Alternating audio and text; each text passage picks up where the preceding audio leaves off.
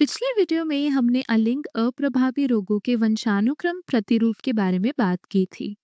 कैसे दोनों माता पिता का वाहक होना आवश्यक है और फिर उनकी संतान में से एक चौथाई को इस बीमारी से प्रभावित होने की संभावना होती है। हमने देखा था कि ये कुछ सामान्य अलिंग अप्रभावी विकारों के उदाहरण हैं जो दुनिया भर में पाए जाते हैं। दात्र कोशिका अरक्तता, फिनाइल कीटोन्यूरिया, सिस्टिक फाइब्रोसिस और थैलेसीमिया। इस वीडियो में हम इन बीमारियों को व्यक्तिगत रूप से थोड़ा और विस्तार से समझेंगे। सबसे पहले हम दात्र कोशिका अरक्तता से शुरू करेंगे। तो दात्र कोशिका अरक्तता यानी कि सिकल सेल एनीमिया में शब्द एनीमिया से ही आप अनुमान लगा सकते हैं कि इसका रक्त से यानी कि हीमोग्लोबिन से कुछ ना कुछ लेना देना है। और आप बिल्कुल सही हैं। हीमोग्लोबिन दो अल्फा ग्लोबिन श्रृंखला और दो बीटा ग्लोबिन श्रृंखला से मिलकर बना होता है। ये दो अल्फा ग्लोबिन श्रृंखला और दो बीटा ग्लोबिन श्रृंखला होते हैं जो आपस में जुड़े रहते हैं और मिलकर हीमोग्लोबिन प्रोटीन का निर्माण करते हैं। और दात्र कोशिका अरक्तता में जो जीन शामिल है वो है बीटा ग्लोबिन श्रृंखला का जीन, HBB जीन। HB का मतलब है हीमोग्लोबिन, हीमोग्लोबिन बीटा ग्लोबिन श्रृंखला, इसलिए HBB जीन। ये HBB जीन का सामान्य अनुक्रम है जो क्रोमोसोम 11 पर पाया जाता है। और ये जीन जो प्रोटीन उत्पन्न करता है वो ये सामान्य प्रोटीन है। आप जानते हैं इस जीन का एक भाग और इस प्रोटीन का एक भाग। लेकिन दात्र कोशिका अरक्तता में होता है ये कि इसमें एक छोटा सा बिंदु उत्परिवर्तन हो जाता है यानी कि पॉइंट म्यूटेशन। इस स्थिति में यदि आप इस स्थान को देखें, ए और टी आपस में स्थान बदल लेते हैं।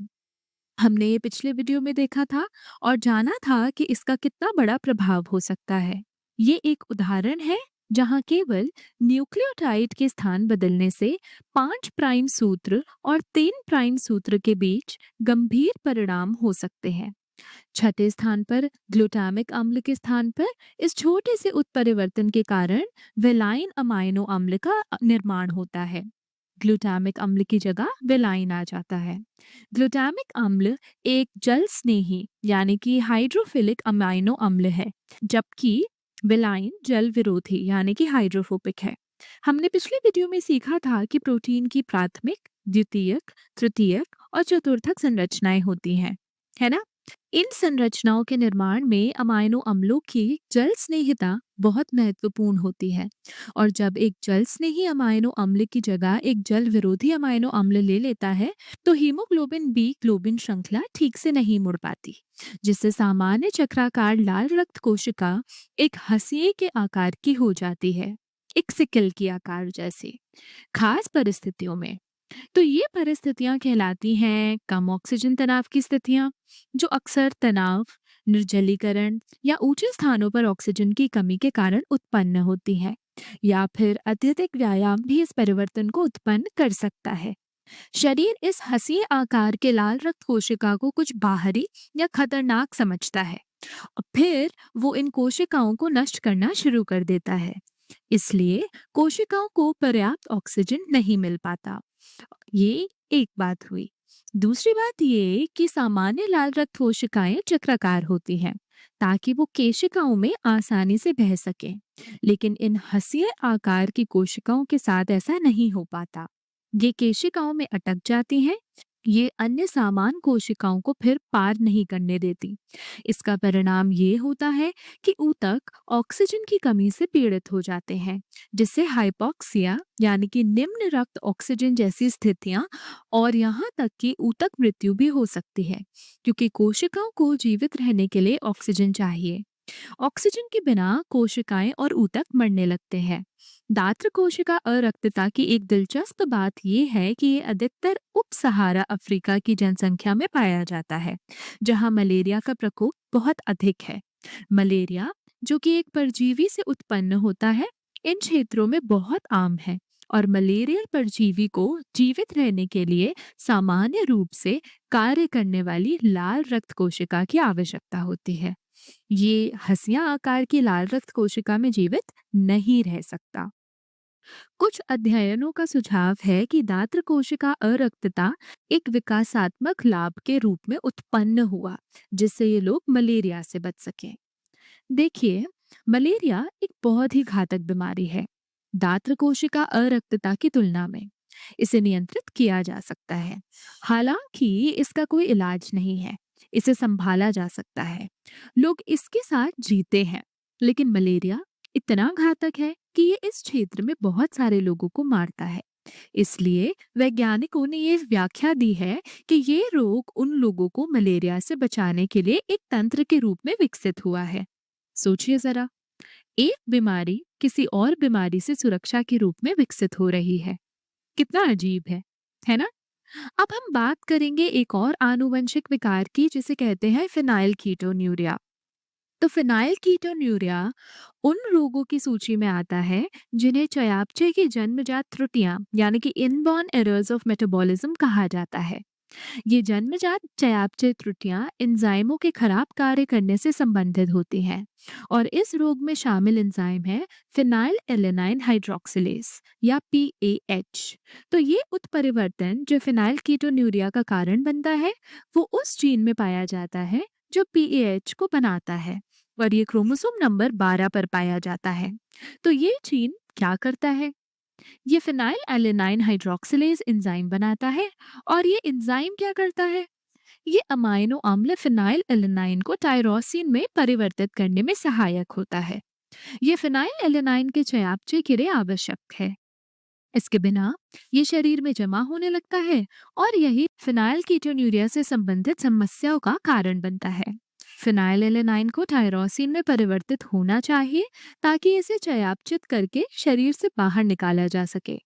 क्योंकि ये उत्परिवर्तन बहुत कम या कभी-कभी बिल्कुल भी एंजाइम नहीं बनाता, फिनाइल कीटोन्यूरिया वाले लोगों में फिनाइल एलेनाइन का जमाव शुरू हो जाता है, जो कि अच्छा नहीं है, क्योंकि इससे मानसिक मंदता, छोटे सिर का आकार, दौरे और पसीने और मूत्र में एक विशेष प्रकार की गंध जैसी समस्याएं हो सकती हैं। ये फिनाइल कीटोन्यूरिया के निदान के मापदंडों में से एक है। एक रक्त परीक्षण से ये पता लगाया जा सकता है कि व्यक्ति को फिनाइल कीटोन्यूरिया है या नहीं, लेकिन साथ ही वो विशेष गंध कई रोगियों में देखी जा सकती है। इस बीमारी का कोई इलाज नहीं है, जैसा कि आमतौर पर आनुवंशिक विकारों में होता है। इसका कोई इलाज मौजूद नहीं है, लेकिन इस बीमारी को नियंत्रित करने का एक तरीका है फिनाइल एलेनाइन की मात्रा को आहार में नियंत्रित करना। आप एक ऐसा आहार ले सकते हैं जिसमें ये अमाइनो अम्ल बिल्कुल ना हो। आहार में फिनाइल एलानाइन की कम या बिल्कुल शून्य मात्रा इस बीमारी को नियंत्रित करने में मदद कर सकती है। एक और अलिंग अप्रभावी विकार है सिस्टिक फाइब्रोसिस। ये एक जीन में उत्परिवर्तन के कारण होता है, जिसे cystic fibrosis transmembrane conductance regulator यानी कि CFTR जीन कहा जाता है। मुझे पता है कि ये बोलने में थोड़ा कठिन है, लेकिन ये CFTR क्या करता है? ये एक ट्रांस मेम्ब्रेन प्रोटीन है। अब सामान्य परिस्थितियों में जब CFTR जीन में कोई उत्परिवर्तन नहीं होता, ये प्रोटीन ग्लोबिन श्रृंखला यानी ये ट्रांस मेम्ब्रेन प्रोटीन ग्लोबिन श्रृंखला ठीक से कार्य करता है। इस प्रोटीन ग्लोबिन श्रृंखला के कार्य करने के कारण विशेष रूप से फेफड़ों में बनने वाला श्लेम सामान्य होता है।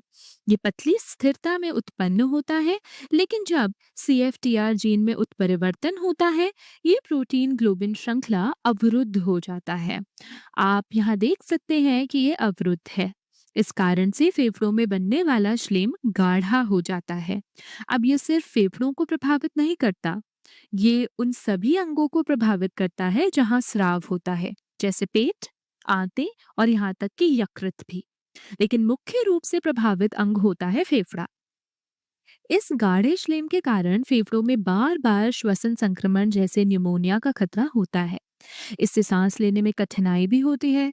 स्वाभाविक है कि जब फेफड़े प्रभावित होते हैं तो सांस लेने और पाचन में कठिनाई होती है, क्योंकि पेट और आंतें भी प्रभावित होती है। यकृत भी प्रभावित होता है। इस व्यक्ति को भोजन पचाने में भी परेशानी होती है। अंत में हम थैलेसीमिया के बारे में बात करते हैं। अब थैलेसीमिया भी एनीमिया का एक प्रकार है, जो लाल रक्त कोशिकाओं या उनमें मौजूद हीमोग्लोबिन को प्रभावित करता है। मैंने अभी बताया था कि सामान्य हीमोग्लोबिन में 2 अल्फा और 2 बीटा ग्लोबिन श्रृंखला होते हैं। है ना? तो ये एक सामान्य हीमोग्लोबिन की संरचना है। ये बीटा ग्लोबिन श्रृंखला 1, बीटा ग्लोबिन श्रृंखला 2, अल्फा ग्लोबिन श्रृंखला 1 और अल्फा ग्लोबिन श्रृंखला 2 है। एक सामान्य हीमोग्लोबिन ऐसा ही दिखता है, लेकिन थैलेसीमिया के दो प्रकार होते हैं जो अल्फा और बीटा ग्लोबिन श्रृंखला के उत्पादन को प्रभावित करते हैं।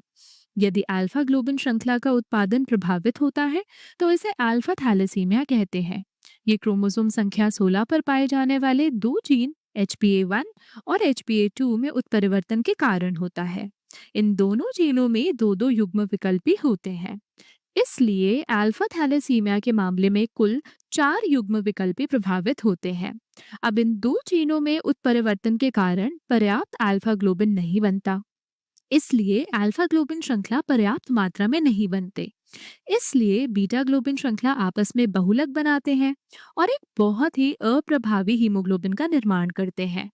बीटा थैलेसीमिया के मामले में HBB जीन फिर से प्रभावित होता है। जब हमने दात्र कोशिका अरक्तता के बारे में बात की थी, तब हमने जाना था कि HBB जीन क्रोमोसोम 11 पर पाया जाता है ना? बीटा थैलेसीमिया के मामले में HBB जीन फिर से प्रभावित होता है। HBB जीन में उत्परिवर्तन होता है जिससे बीटा ग्लोबिन का उत्पादन कम होता है। इस स्थिति में अल्फा ग्लोबिन श्रृंखला आपस में बहुलक बनाते हैं और फिर से एक अप्रभावी हीमोग्लोबिन बनाते हैं।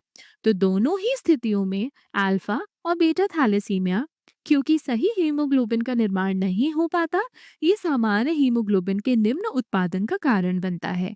यही थैलेसीमिया में अनीमिया का कारण होता है। अब ये बीमारी भी उप सहारा अफ्रीका और अन्य क्षेत्रों जैसे कि ग्रीस, मध्य पूर्व में आम है और दात्र कोशिका अरक्तता की तरह थैलेसीमिया को भी एक रक्षात्मक अनुकूलन के रूप में माना गया है। अब थैलेसीमिया और दात्र कोशिका अरक्तता में क्या अंतर है? क्योंकि दोनों ही स्थितियां हीमोग्लोबिन और लाल रक्त कोशिकाओं के उत्पादन को प्रभावित करती हैं, है ना?